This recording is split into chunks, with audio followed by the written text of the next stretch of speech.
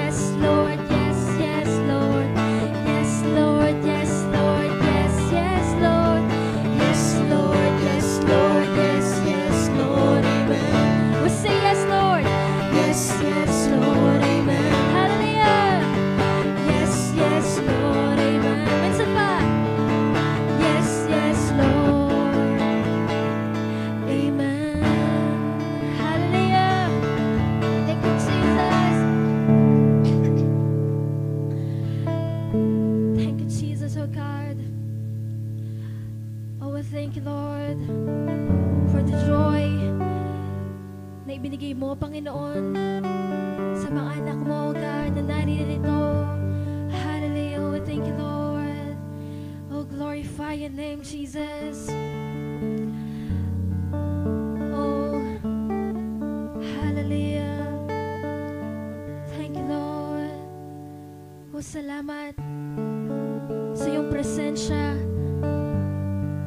sa iyong pagkilos, Panginoon, sa aming mga buhay. Thank you, Jesus. Oh God, we are here, oh Lord,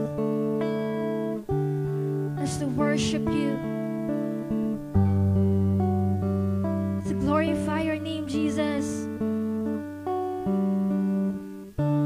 Salamat, Panginoon, sa hapon na to, Lord God. Oh Holy Spirit, we acknowledge your presence. We acknowledge your presence, Jesus. Come on, church. Thank you, Lord.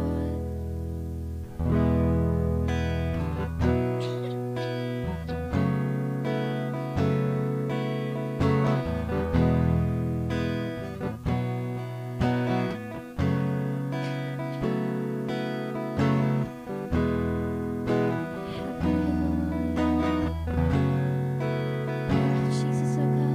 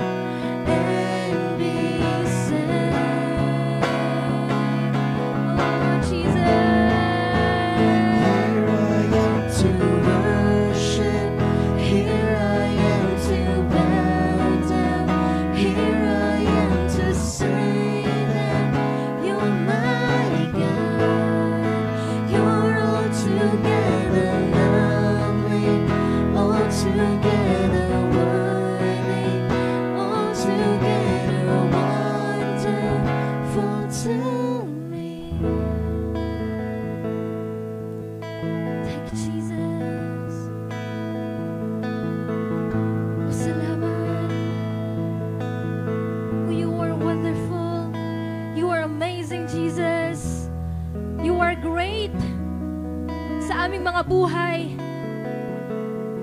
Salamat, O God, sa iyong pagkilos, Panginoon. Salamat, Lord, sa iyong kabutihan, sa iyong katapatan, Panginoon.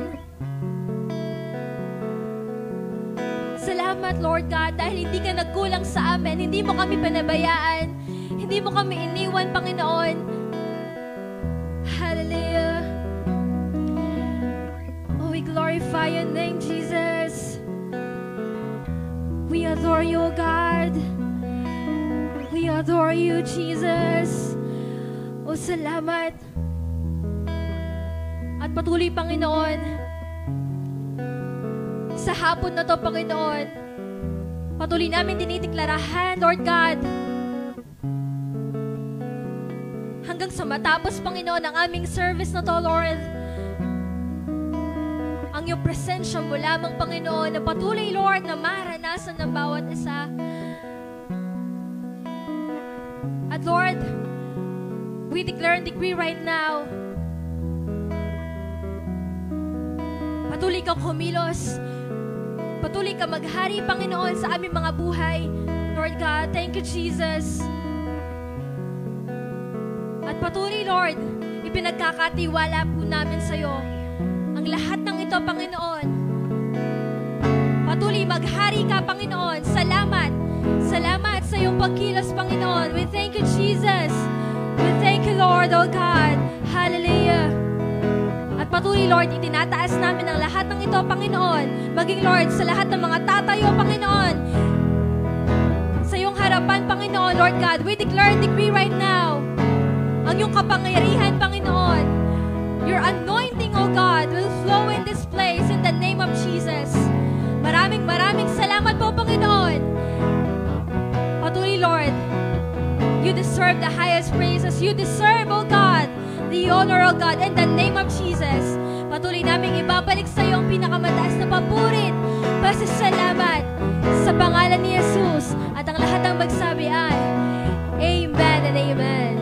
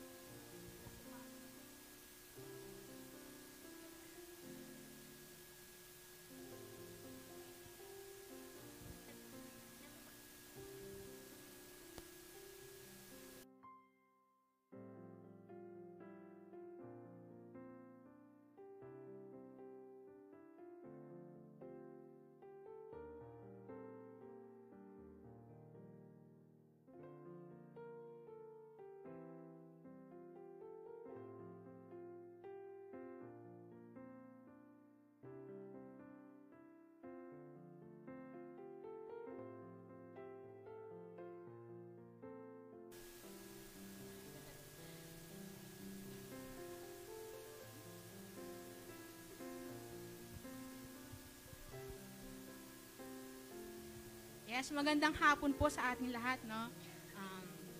Ang aking verse po ay galing po sa 2 Corinthians 9:7. Ang sabi po dito, ang bawat isa'y dapat magbigay ayon sa kanyang pasya, maluwag sa loob at hindi napipilitan lamang, sapagkat iniibig ng Diyos ang nagbibigay ng may kagalakan. Amen? Yes, okay. The principle of giving. Within these portions of scriptures, the principle of giving is about cheerful spirit in giving. The attitude of giving is never the amount or kung ano pa yung binigay mo. Amen? Giving should be cheerful because cheerful spirit in giving is a generous spirit. Amen? Okay. Ang pagbibigay natin naman kay Lord ay hindi naman yung ang pagbibigay natin, hindi naman si Lord ay yung mayaman, kung hindi tayo, yung spirit natin. Amen? Basically po, ang pagbibigay kay Lord, wala kang kalugihan. Actually, it's a win-win situation. At pag nagbibigay po tayo, it's an act of worship. It's an act of love kay Lord. Amen? Okay po, ipanalangin po natin ating mga tithes and offering. Amang banal, makapangyarihan sa lahat, sa pangalan ni Jesus, maraming salamat, Panginoon, sa kaloob na to na magagamit po to win more souls and expansion of your kingdom. We declare, Lord, abundance, prosperity, shalom sa lahat na nagkaloob, and we give out all the praises and glory. In Jesus' mighty name, amen.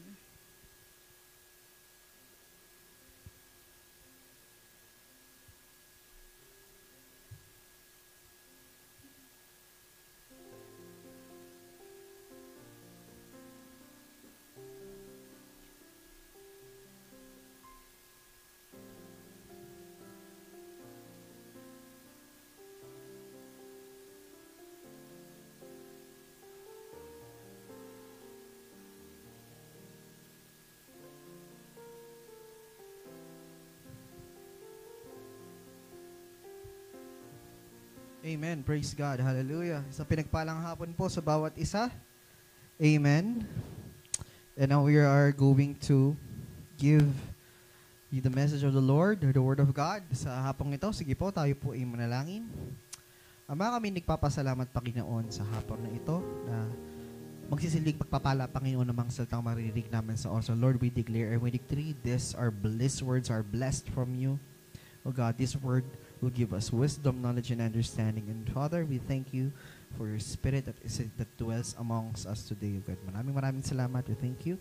We love you. In Jesus' name we pray. Amen and amen. Amen. Ang title po ng mensahe natin sa hapong ito is Hope for Today. Amen. Let's open our Bibles in Jeremiah chapter 29, verse 11 to 14. Jeremiah chapter 29, verse 11 to 14, New American Standard Bible. For I know the plans that I have for you, declares the Lord, plans for welfare and not for calamity, to give you a future and a hope. Then you will call upon me and come and pray to me, and I will listen to you. You will seek me and find me when you search for me with all of your heart. I will be found by you, declares the Lord, and I will restore your fortunes and will gather you from all the nations and from all the places where I have driven you, declares the Lord. And I will bring you back to the place from where I sent you into exile. All right. The context of Jeremiah chapter 29 verse 11 to 14. Ito po ay nasulat dahil nung mga panahong nagdi-disobey ang mga Israelita sa Diyos, no? They were exile. Kapag po sinabing exile, it means pinaalis sila doon sa kanilang lupa. Amen. And you know, in the kingdom setup, isa sa pinakamabigat na kaparusahan, no, is exile. Pag sinabing exile, inilisan ka ng karapatan doon sa kaharian. You were banished. Pag sinabing you were banished in the kingdom, you are no longer protected by the kingdom. You are no longer protected by the king. You are no longer under the jurisdiction. You're no longer under the government. Ibig sabihin nun, nomad ka. Pag sinabing nomad, wala NPA. No permanent address. Halimbawa, sa Pilipinas, pag sinabing in-exile ka sa Pilipinas, kahit kailan hindi ka na pwede pumunta ng Pilipinas. Ngayon, problema mo ngayon kung saan ka pupunta. saan ka mapapadpad. Nakukuha po ninyo. No? That is exile. This message was given, no, for us to understand how worship aligns us with God so we can discover our destiny. Amen. Kasi po, after 70 long years na na-exile ang mga Israelita, no, muntik na mawala ng pag-asa yung mga Israelita eh. Amen? Why? Because they are living during that time sa mga pagan kings and foreign lands. Kasi nga na-exile sila. Napunta sila sa Babylon. Napunta sila sa, ang tawag doon? Napunta sila sa Persia. Tama? They would been under the Persian Empire. They became part of the Babylon. They are living in foreign lands, no? At malamang sa malamang, iniisip nila, pagbalik ko ng Israel, nasan kaya yung bahay ko? Buo pa ba yung bahay ko? Pagbalik ko ng Israel, nandyan pa kaya yung bahay ko? Nandyan pa kaya yung tinitirhan ko? Nandyan pa ba yung property na meron ako? Amen.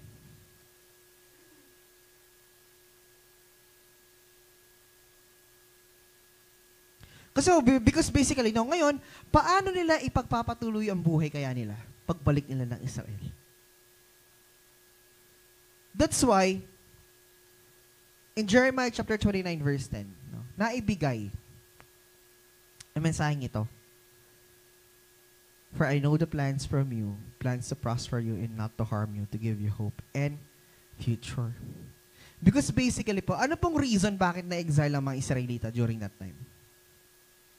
Because of what? Ano yung pinakamalaking kasalanan ng mga Israelita? Panahon pa ni ano? Idolatry. They worship idols. Now, since they are worshiping idols, God sent them to countries, to kingdoms who are worshiping idols. At sobrang bigat sa kasalanan na may, tawag doon, sambahin mo ang ibang Diyos-Diyosan, bukod sa Diyos. So what God did, no? Since Israelites are bowing down to worship those idols, God sent Israelites to kingdoms who are also worshiping idols. Total, gusto nyo yan eh. Di ba? Amen.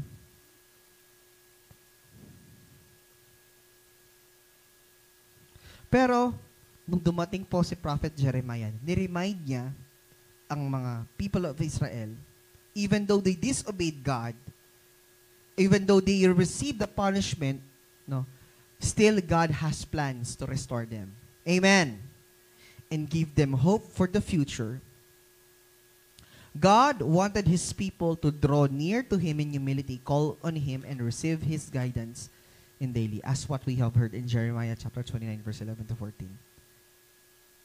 Because basically, the banished Israelites, nakalimutan nila, no? Yung Diyos nila. The God who is a God of hope, the God who restores, and a God of grace. With Him on their side, their future could only get better. And bilang isang mga Kristiyano ngayon, no, as Christians today, we have the same hope. Amen. As we worship God and listen for His guidance, He will lead us to our destiny. Amen. And even when difficult days comes, we can always live with hope because the Lord walks with each of us every day. Amen. No, this is one of the things that we cling to God in spite of difficulties, in spite of trials. Anong meron sa atin? Hope. Yung pag-asa na nagmumula sa Diyos. And yung pag-asa na nagmumula sa Diyos, nanggagaling saan? Sa pananampalataya natin. Amen? That stirs up our hope. Amen? The reason why we are still here doing the works of God, doing what God wants us to do, no, it's because of the hope. Amen? Kung wala yung pag-asa na nagmumula sa Diyos, amen, hindi ko alam. Amen? To what we have been through? We're still here? Can I hear an amen? Yeah, because the Lord is walking with us every single day of our lives. Amen. Kasama natin ng Diyos sa lahat ng oras. Kaya nga, masasabi mo, iba mag-isip ang isang totoong Kristiyano. Iba kung paano niya handle ng isang sitwasyon. Can you hear an amen? Yung totoo, ay, by the way, yung totoo Yung totoo. Why? Kasi di lahat ng church totoo.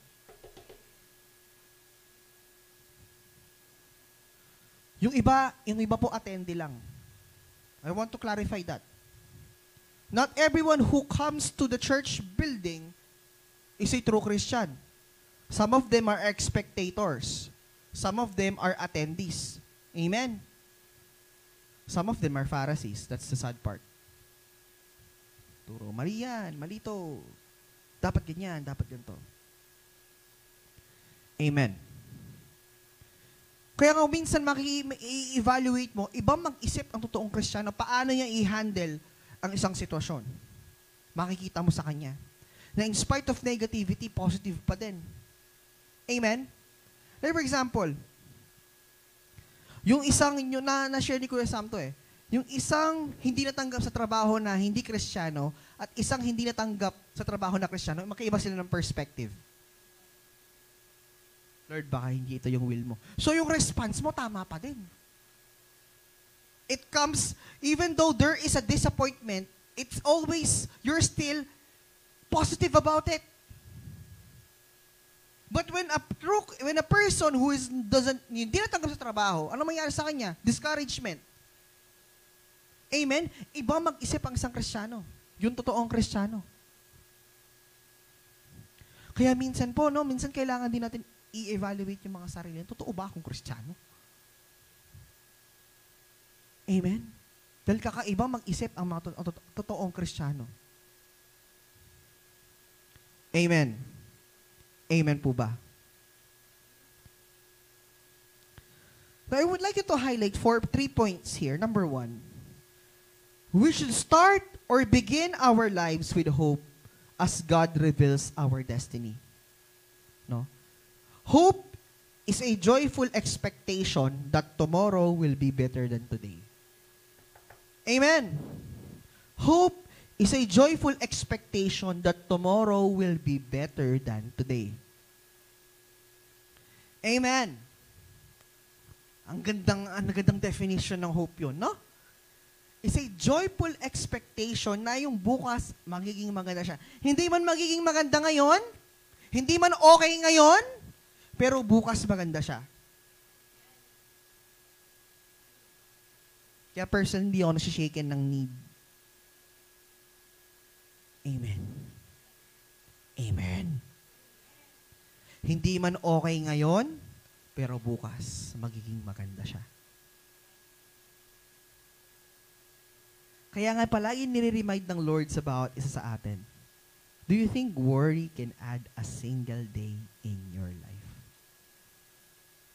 Yung bang pag-aalala, Matthew 6:30, ay mag-a-add ng isang araw sa buhay mo pag nag-aalala ka? Hindi. It doesn't add. Worry doesn't have a single day in your life. Amen?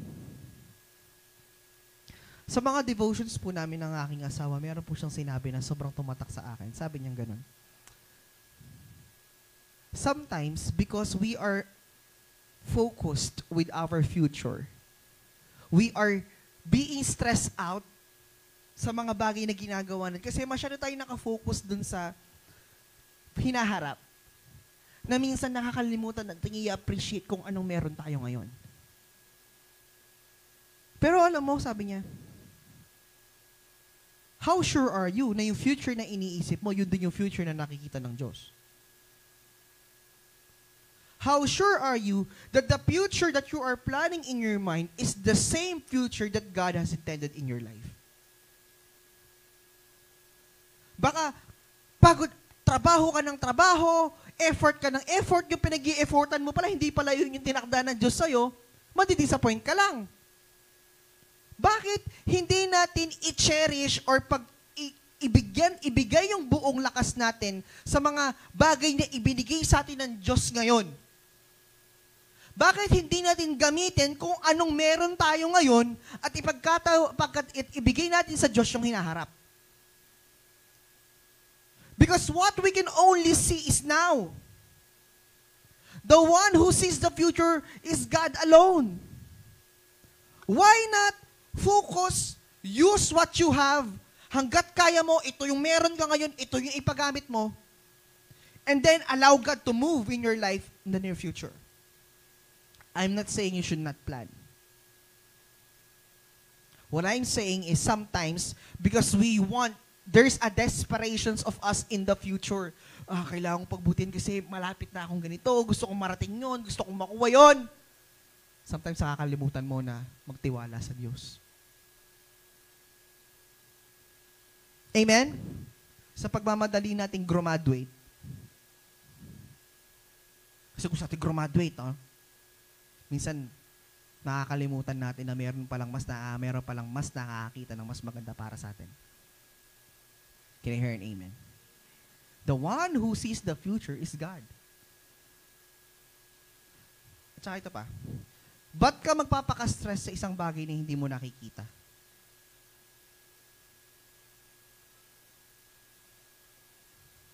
Amen. Di ba? Anong sabi ni Pastoro sa atin nun? Ang trabaho nating mga Kristiyano maniwala. Okay? Ang trabaho mo maniwala. Hindi mo trabahong isipin kung paano gagawin ng Diyos. Trabaho niya yun eh. Your job is to believe. Amen.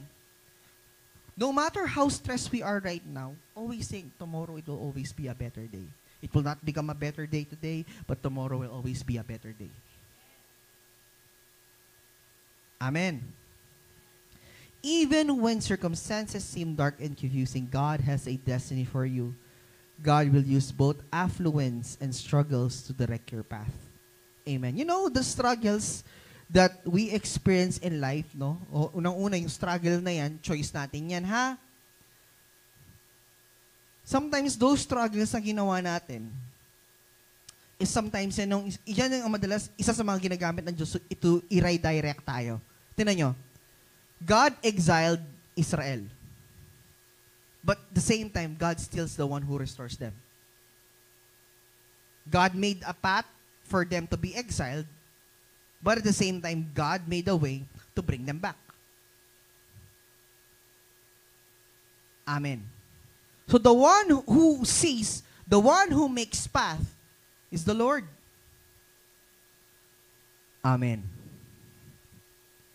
Always begin, sabi niya, to live with hope as God reveals your destiny. Alam niyo po ba, hope is expensive?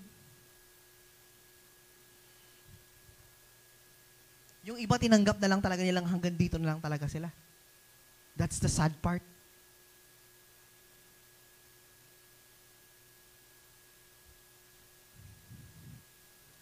Amen. Always to live, begin to live. Simulan mong mabuhay ng may pag-asa. Di ba habang may pag-asa, may buhay? Sa atin balikan, di ba habang may buhay, may pag-asa, that's a term. Pero sa atin mga Kristyano, habang may pag-asa, may buhay. Hanggang may pag-asa, buhay ka. Amen! Kaya nga yun yung palaging, when you read the word, yun yung nire-remind, di ba? Nare-regenerate ka when you read God's word. Siya yung nagsistirs up ng pag-asa sa'yo eh. Amen! Nagkalat yung mga ngayon, yung mga motivational speakers. Paano niyo yan?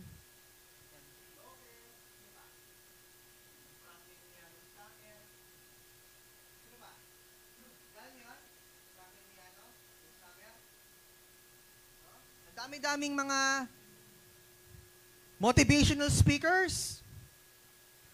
Amen. Motivational speakers about business, motivational speakers about life, how you will earn your first million.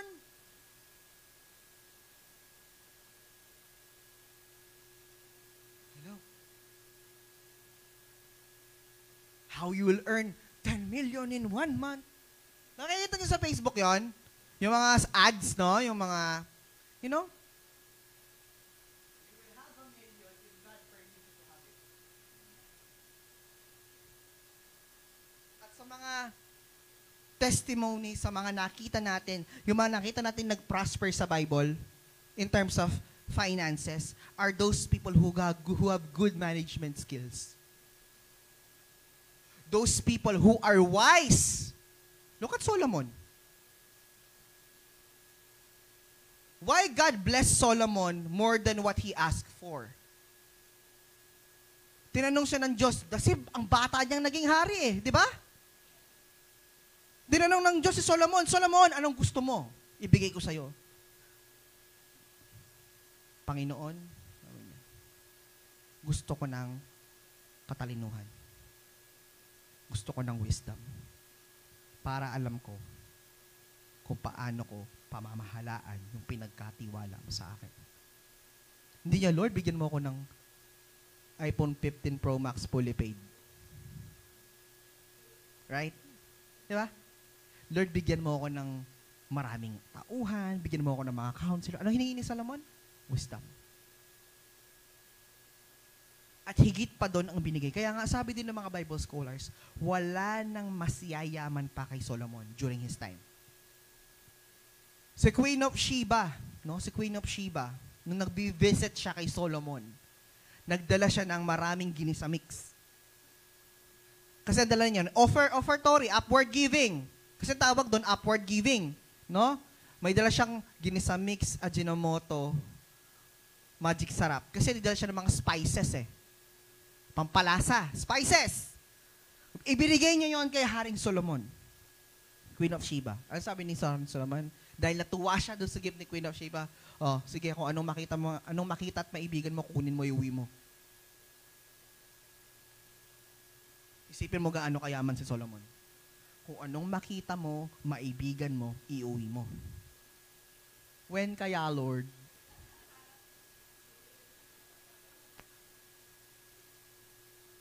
Amen. Amen. People desired material things. But the question is, do you have the management skills? Ito po rekta. Kung gusto mo ng negosyo, kailangan marunong ka mag-manage.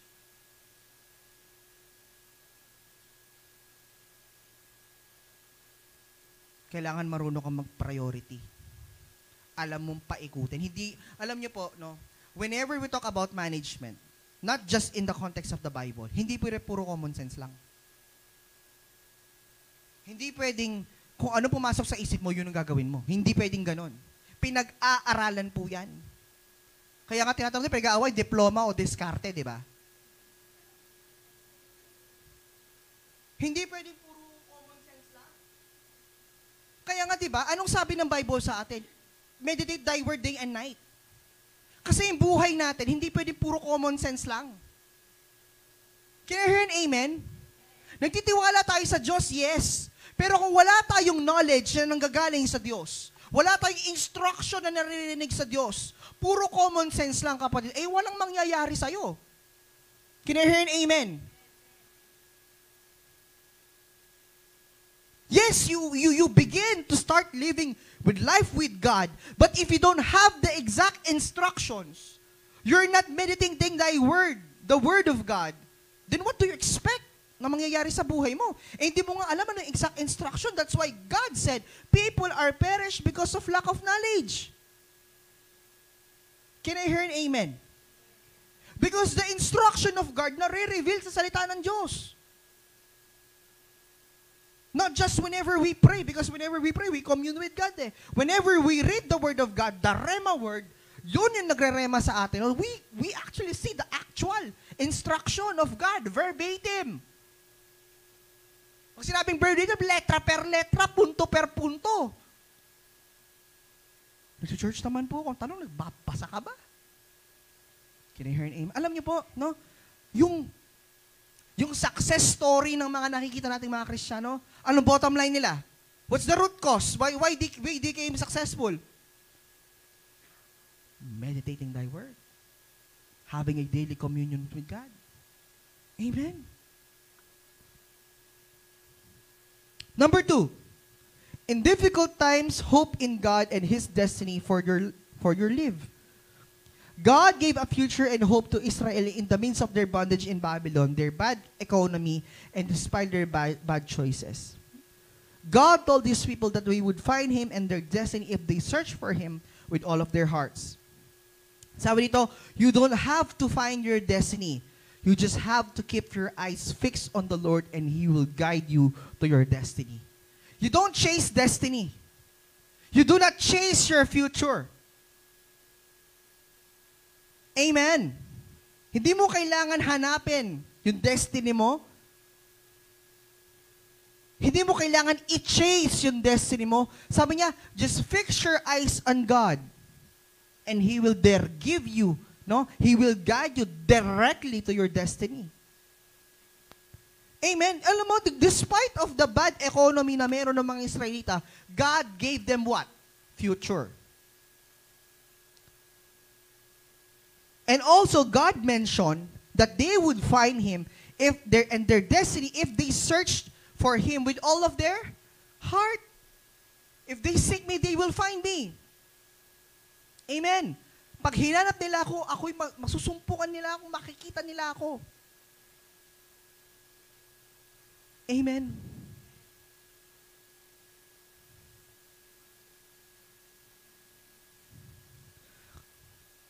May na-realize lang ako. Instead of drawing yourself near to your dreams, draw yourself near to God. Because the one who holds your dreams is God Himself. Right? Instead of drawing near closer to your dream, pangarap ko sa buhay ko.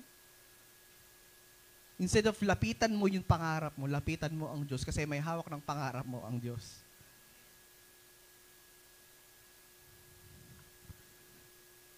Amen. Sabi niya kasi, if you seek me, you will find me. And the one who sees your path, the one who directs you to your path, is what? It's God Himself. Amen. That's what the Jeremiah chapter 29, verse 12 to 13 mentioned. Sabi nga, even in the times of difficulties, anong sabi ng Lord? I will make rivers to the desert. Right? So He will make something impossible possible. Can I hear an amen? Amen. Anong nararamdaman natin? Yung mainit, di ba? Talaga namang sa eskwela, yung aircon namin parang normal na klima lang eh. Parang, di ba? Sobrang init. No? This is the condition that we have right now. Sobrang init, alam mong may need. No? Gusto mo ng aircon kasi wala kang aircon. No? Di ba? Pay-pay na lang. Hindi, pero pansin ko yung init ngayon, iba sa init dati, di ba? Yung init dati, bearable eh, no? Ngayon, alam mo yung nangingilabot ako sa sobrang init? Alam niyo po, the condition that we have right now is no longer the same. That's why I'm gonna ask you, what is more difficult? Dati o ngayon? Ha? Ano mas mahirap yung dati o ngayon? Parehas lang.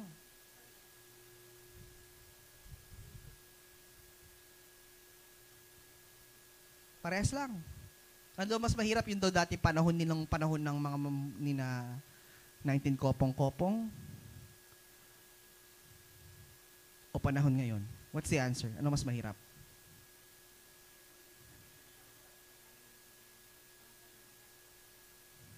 Parehas lang.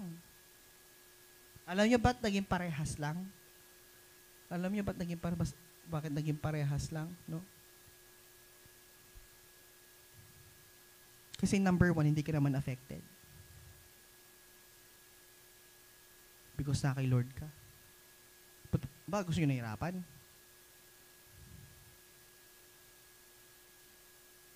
It's the same. You know, the level of difficulty of people that have today, the people we have today and the people before, it's just the same. Sabi sa culture, they live in the same context kasi. No? Pero yung mga Kristiyano, hindi sila affected when there's poverty, when there's starvation. What God says, if they seek me and they will find me. Amen. If they seek me, they will find me. In difficult times, sabi niya, hope in God and His destiny for you live. The reason why we are here, in spite, di ba, kahit mahirap, masaya tayo. Amen. Amen.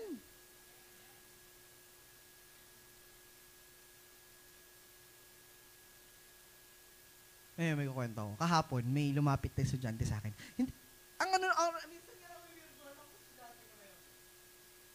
Out of nowhere, pinuntahan niya ako sa faculty para lang itanong tong tanong na to. Pinuntahan niya ako talaga sa faculty. Pwede ko po pong makausap si Sir Jeremy, tatanong lang po sa kanya. Akala ko naman, research related kasi estudyante ko Sabi niya, Sir, may tatanong lang po, naku-curious lang po ako. Paano niyo po ginagawa yung pastor po kayo, teacher po kayo, nagtatrabaho po kayo, nagtuturo po kayo, nag-check po kayo ng research. Asawa po kayo, nagma-masters po kayo, tapos po nag-ML pa po kayo. Sabi niyang ganun. No? And then I just came up with an answer. No? Alam mo, sabi ko nun, if you decide yourself to be committed to those things, in spite sa sobrang dami ng ginagawa mo, kapag committed ka sa mga bagay na idinagdag mo sa buhay mo, no, you will make through. You can make it. Alam niyo po kasi, bakit nagiging mahirap? Kasi oo tayo ng oo, hindi natin pinag-iisipan na mabuti.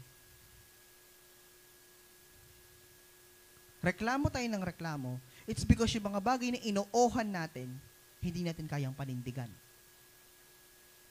I am not saying na kailangan nating iwan yung mga dapat iwan. No, that's not what I'm saying. What I'm trying to say is, no, whenever you add something in your life, you have to be committed on it. If ministry, if going to church is part of your life, then it should be part of your life. If you decided to be part of a certain ministry, gusto mong mag-training, gusto mong maging part ng ganyan, gusto mong maging part ng ganito, kapatid, walang instant. Instant noodles, instant coffee lang meron tayo. At sigurado ko sa hindi siya magiging madali.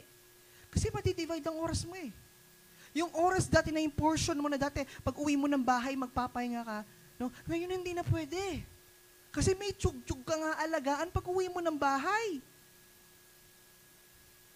Yung tiyug-tiyug na malapit ng maglakad, nanggugulo ng damit, nanggugulo ng higaan, pag nagigitara ka, gagalawin niya yung mga kable. Na dati pag uwi mo ng bahay, no, hihikakain ka, you will do the chores, magliligpit, tapos magpapahinga na. Ngayon, hindi pwede. Kasi pag uwi mo, no, ang gagawin mo, lalaruin mo. You spend time. Bakit? Pinili mo Amen. Alam niyo bakit nagiging mahirap? Kasi hindi tayo nagiging committed sa ginagawa natin. Amen? Ito pa, bakit tayo napapagod? Example, papagalitan tayo, nare-remind tayo ni pastor sa mga ginagawa natin. Bakit? Nahihirapan ako talaga sa schedule ko sa ito ganyan. Kapatid, if you decided to immerse yourself and be committed in what you're doing, you can make it. Amen. Mga kabataan, no? We parents. Parent na ako. Dati kabataan din ako, di ba? Like 5 years ago. We parents. Hindi ako naglalabas ng sama ng loob, no, or whatsoever, We parents have a lot of tasks to do. Marami kaming ginagawa, marami kaming inaayos, marami kaming binabudget kahit hindi ka budget. But you never hear your parents complaining about their lives.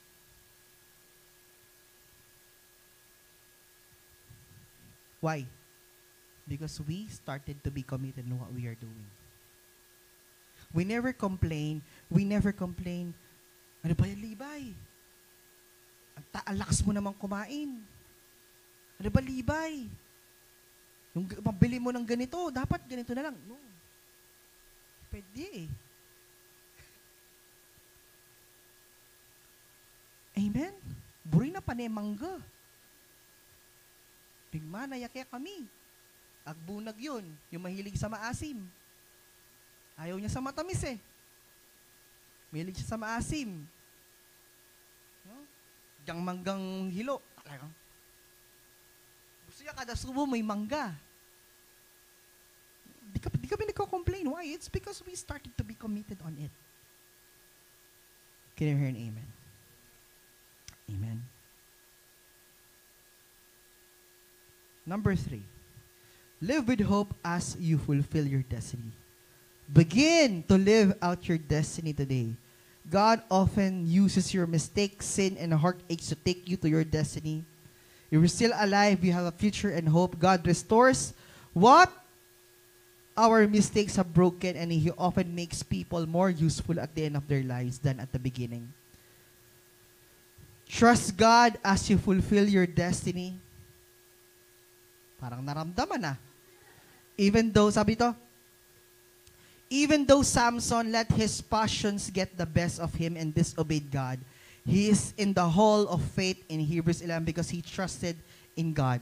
As Samson trusted God at the end of his life, he fulfilled his destiny. Tignan nyo, in spite of this Samson's disobedience, nagawa pa rin ni Samson yung destiny niya na itinakda ng Diyos sa kanya. Amen. God still uses the life of Samson to still at the end, even in his last breath, to fulfill his destiny. Amen. Kaya sabi, in spite of what we are facing right now, whatever things that is lacking in our lives, no, God can still use those things to direct us with our destiny. But the question is, alam mo ba kung saan ka papunta? That's the first thing that we have to answer. Alam mo ba kung ano yung dadaanan mo? Alam mo ba kung saan ka dinadala ng Diyos? Kasi in the first place, dapat alam mo kung anong gusto mo. At the same time, alam mo yung bang gusto mo na yon naka-align sa gusto ng Diyos para sa'yo. Amen? You should know. Can I hear an amen?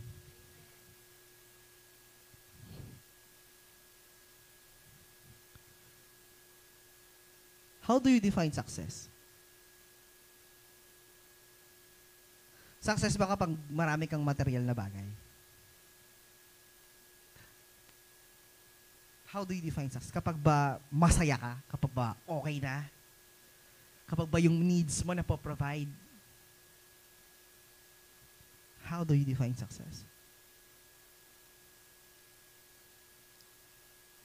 Para po sa akin ang definition ng success, well done, good and faithful servant. For me, that is the success. Yung marinig na marinig ko sa Diyos, sasabihin niya sa akin, well done, my good and faithful servant. For me, that is success. For me, that is talagang, Lord, ginawa ko yung para sa'yo. Amen. You know, whenever we are driving our cars, kapag po nagdadrive tayo, we don't spend a lot of time looking in the side mirror. Amen? Or we don't look most of the time on the rear view mirror para tingnan yung nasa likod natin. Instead, di ba kapag nagdadrive tayo, saan tayo nakatingin? Diretso. Walang nagdadrive na habang nagdadrive ka, tingin sa likod. Or natin yung side mirror. Anong ginagawa natin sa side mirror? At saka sa rear view? Glance. Sulyap. Pero we spend most of our time looking to a bigger piece of glass. which is yung hinaharap. So that we could be able to see where we are going. Likewise, as believers, we must keep our eyes focused on God as He leads us to our destiny. Kaya nga ito, remember, where we are going is much better than where we have been. Amen. Where we are going is much better than where we have been. Because what? That truth gives us hope. Mas maganda yung mapupuntahan natin kaysa sa napuntahan na natin. Ulitin ko. Mas maganda yung mapupuntahan natin kaysa doon sa mga napuntahan na natin. Amen.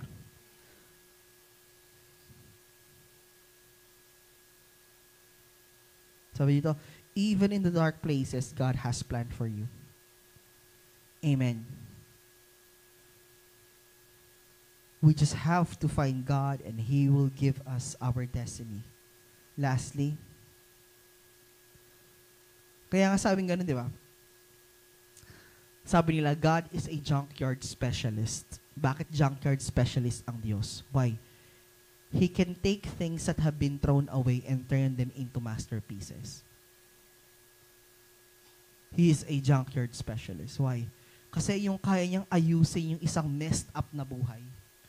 Isang buhay na walang pag-asa, isang buhay na magulo, isang buhay na walang isang masamang buhay, isang traumatic na buhay, at kaya niyang gawing maganda yung buhay na yon.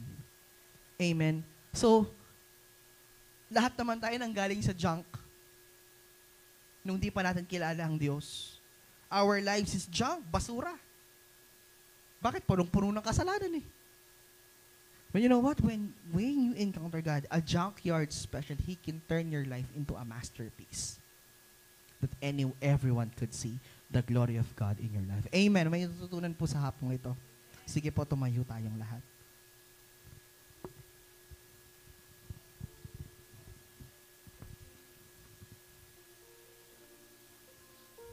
Amen. Did we learn something today?